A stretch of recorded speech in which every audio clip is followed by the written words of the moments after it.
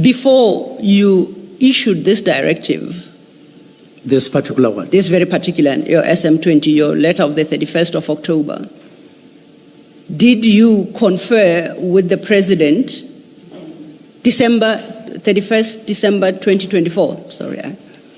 Thank you, Commissioner. Did you have opportunity to confer with the President, in particular about Directive 3 regarding the disestablishment of the PKTT? Did you bring to the President's attention your thinking and your intention in that, insofar as PKTT is or the continued existence of PKTT is concerned? Not before. No, but not it was before. only after.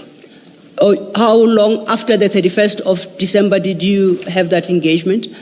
I think it must have been the 23rd, if not the 13th, one of the two dates of January. Of January. Yes. I'm going to tread very carefully here, because I don't think it is my place to inquire about your conversations with your President, but are you able to share with the Commission what reasons you advanced to the President for your decisions, and what the President's response thereto was? Are you in a position to? And like I say, I asked that question very guardedly. You want me to answer? Yes, please. I'm inviting you to.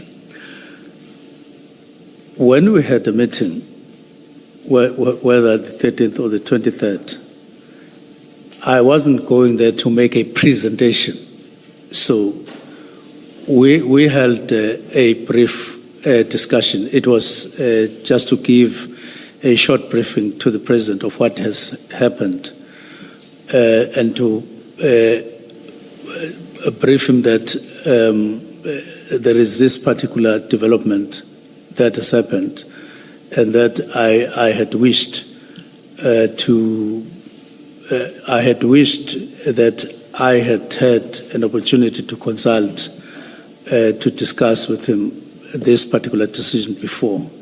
I'm only coming now, and we had. Then I did indicate what it is all about, but it was not in the form of a presentation and like I'm doing now. It was just to indicate in particular that decision, and then cite a few things, and we left it off like that. And did the President respond in any manner to what you informed him of? And if so, what did he say in his response, or what was his response?